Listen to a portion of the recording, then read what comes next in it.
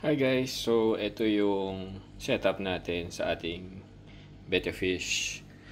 Pinanganak sila noong October 15. So pag dito hindi nyo sila makikita. October 15, may mga makikita kayo. October 15, 2025. So close to 1 month na sila. So papakita ko sila sa inyo na naka-zoom. Ayan. Ayan yung mga mag-1 month na. So, sobrang liit pa din. Pero kumpara dun sa ipinanganak sila last time.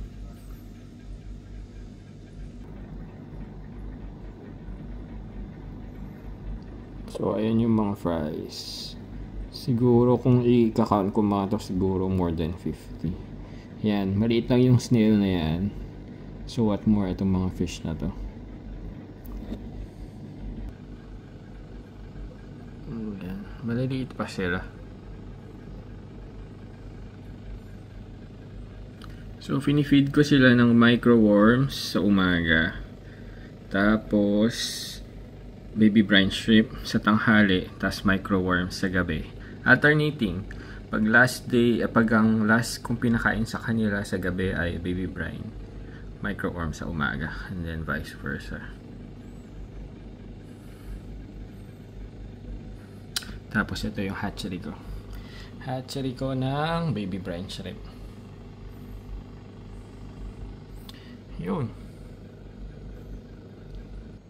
Tapos, pakita ko naman sa inyo itong sorority tank ko na 150 liters. So, makikita nyo nandito lahat yung mga females ko. May mga konting habulan pero wala namang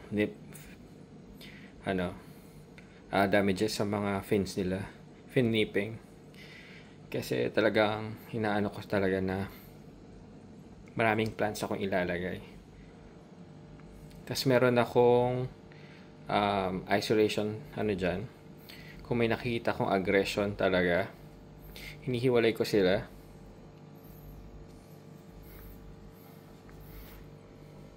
Pero so far isa lang naman. Tapos meron akong parang hospital na space doon kung may kailangan akong i-isolate. Yun. Siguro mga 12 yung mga ano ko dito. So, meron ako mga koi. Yung tetras ko. Isa pang koi. Isang red. Isang blue. Hindi ko alam kung makikita niya. Ito medyo nagkahabol siya.